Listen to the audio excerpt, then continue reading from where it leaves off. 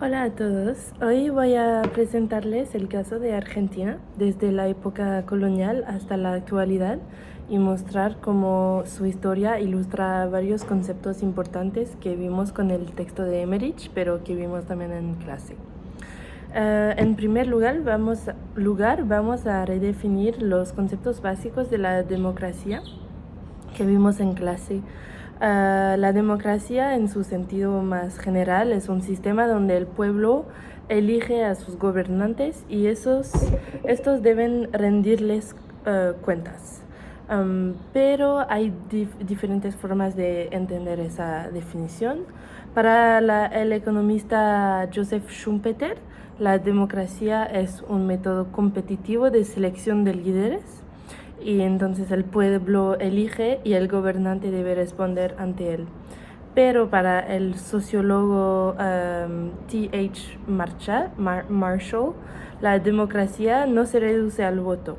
La democracia implica una ampliación progresiva de la ciudadanía que integra derechos civiles, políticos y sociales. Entonces Marshall tiene una imagen de la democracia más integral y más colectiva. Ambos coinciden en algo fundamental, que es reconocer la diversidad de actores y prácticas democráticas. Vamos a ver eso en la historia de América Latina, que hay muchísimos actores. Según el PNUD, que es la Organización de las Naciones Unidas para el Desarrollo, la verdadera meta de las democracias latinoamericanas debería ser la creación de una ciudadanía integral, donde todos los individuos participen activamente en la organización y el control del poder. Según Emmerich, una democracia integral es aquella que va más allá del simple hecho de votar o tener elecciones libres. No se limita a una dimensión política, pero incluye también las dimensiones sociales, económicas y culturales de la ciudadanía. El Estado, por su parte, es la entidad jurídica y política encargada de representar a la sociedad, de garantizar los derechos y administrar la justicia. Pero a lo largo de la historia argentina, ese Estado ha estado más al servicio de las élites económicas que de los ciudadanos. Vamos a ver eso con la explicación siguiente. En su texto, Emmerich intenta periodizar la historia política de América Latina en 6 periodos. Vamos a ver esos 6 periodos a través de la historia de Argentina. Como muchos países en Latinoamérica, Argentina nace dentro de un sistema colonial extractivista. Desde la llegada de los conquistadores en el siglo XVI, la economía se organizó en torno a la explotación de recursos naturales y a la mano de obra forzada. Entonces, el primer periodo de Emmerich es las guerras de independencia de los 1800 a los 1830. Eso marca la fin de la colonización directa, pero la independencia no cambió la desigualdad social interna que hay adentro de los países. En Argentina vemos la Revolución de Mayo en 1810, que marca el inicio del proceso independentista. Hay una declaración de independencia de Tucumán en 1816. Héroes como San Martín y Belgrano liberaron el territorio, pero el modelo económico que había representado Argentina no cambia. El país sigue agroexportador, con grandes estancias y desigualdad profunda. Como dice Galeano, la ley de la rentabilidad prevalece sobre el progreso técnico.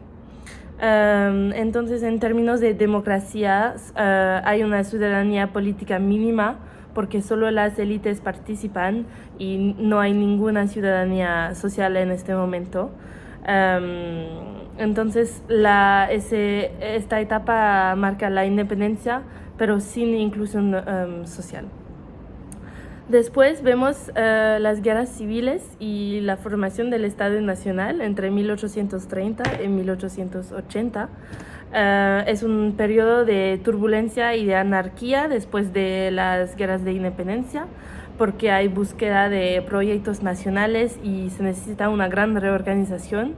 Entonces se forman constituciones, pero la economía sigue siendo primario exportadora como la fue desde la colonización. En Argentina hay muchas luchas internas entre los federales y los unitarios. En 1853 se crea una constitución con la base del Estado moderno, con una división de poderes, que es una parte de la definición de las democracias. Se consolida Buenos Aires como capital y como centro económico, pero el Estado Nacional se apoya en una economía que sigue de exportación y también en la represión de pueblos originarios. Entonces la ciudadanía en este periodo sigue formal pero no real. El Estado existe, pero no hay derechos sociales ni políticos muy grandes para toda la gente argentina. Después entramos en el tercer periodo, entre 1881 y 1945, al fin de la Segunda Guerra Mundial. Vemos la consolidación del Estado Nacional bajo predominio oligárquico. Es una época de desarrollo económico, de expansión del ferrocarril en toda América Latina y de entrada de capital extranjero. Hay una fusión también entre los liberales y los conservadores bajo hegemonía de terratenientes. Eso es,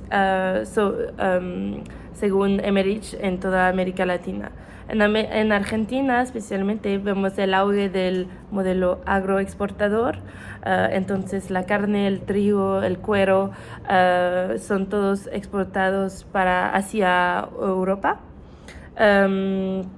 Hay grandes propietarios que controlan la política, entonces las elecciones son marcadas con fraude electoral. Los inmigrantes europeos crean movimientos obreros y anarquistas, y entonces el Estado en ese periodo funciona como una entidad jurídica sólida, pero sin democracia real. En 1929, con la crisis económica mundial, hay un golpe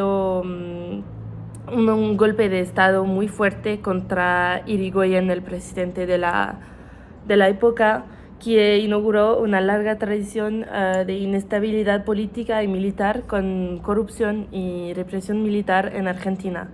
Galeano subraya que la élite argentina mantiene su poder sin preocuparse por la justicia social.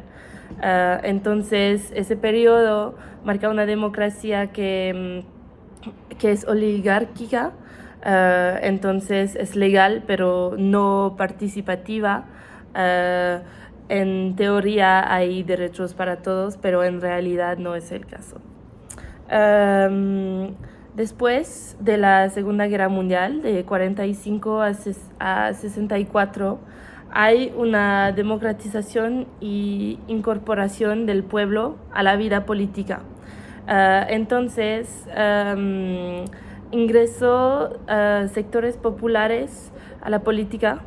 Vemos en México con Cárdenas, y en Argentina vamos a ver el peronismo, que es la nueva etapa de justicia social en ese país. Entonces, en 43, Juan Domingo Perón llega al poder con ese discurso de justicia social.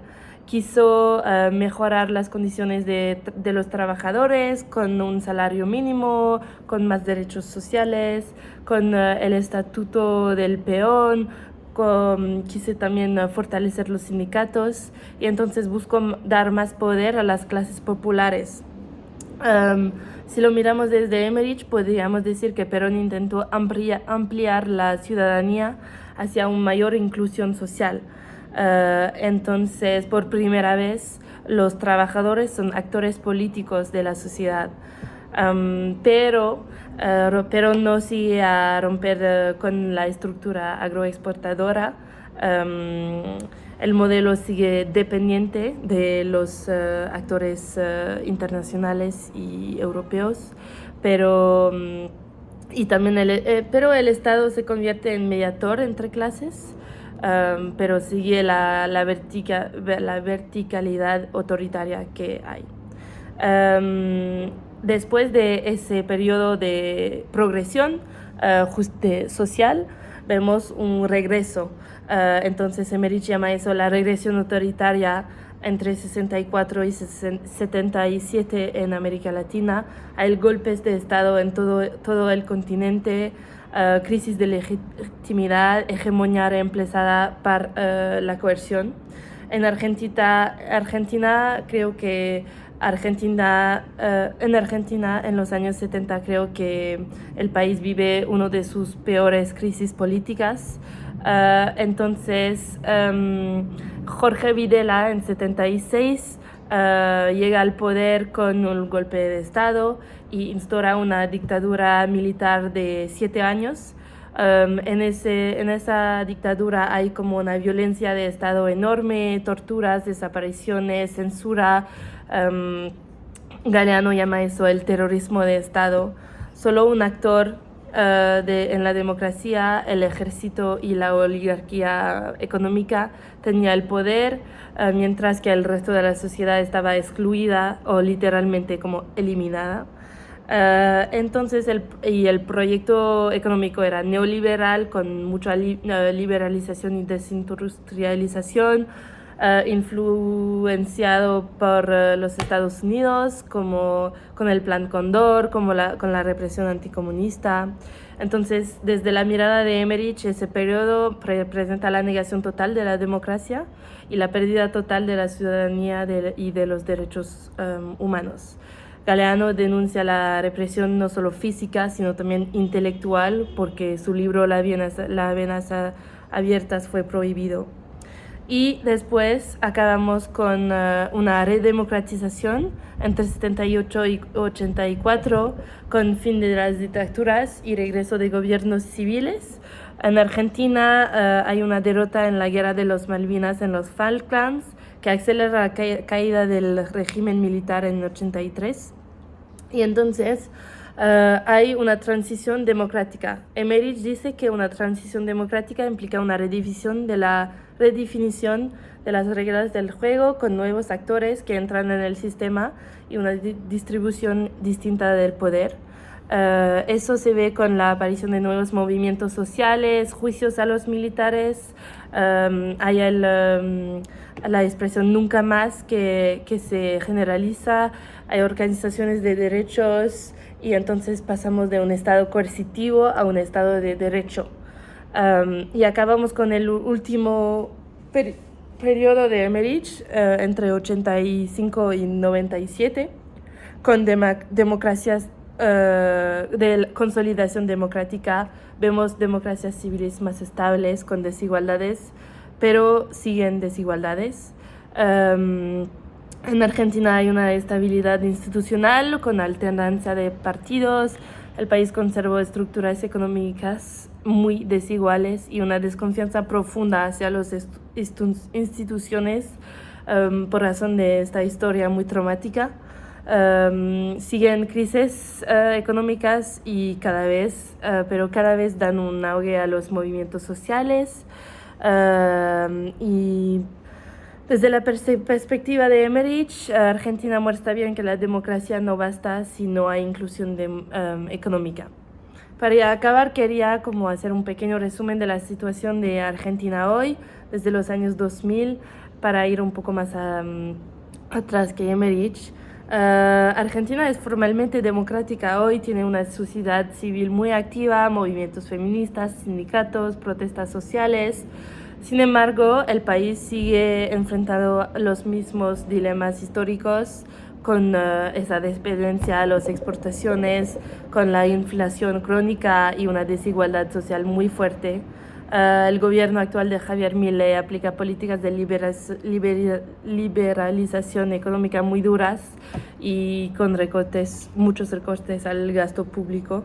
Entonces, Marshall y Schumpeter insisten que la democracia supone una diversidad de actores y de prácticas, pero para que esa diversidad funcione, todos deben tener las mismas condiciones de participación y en Argentina eso sigue siendo un desafío enorme.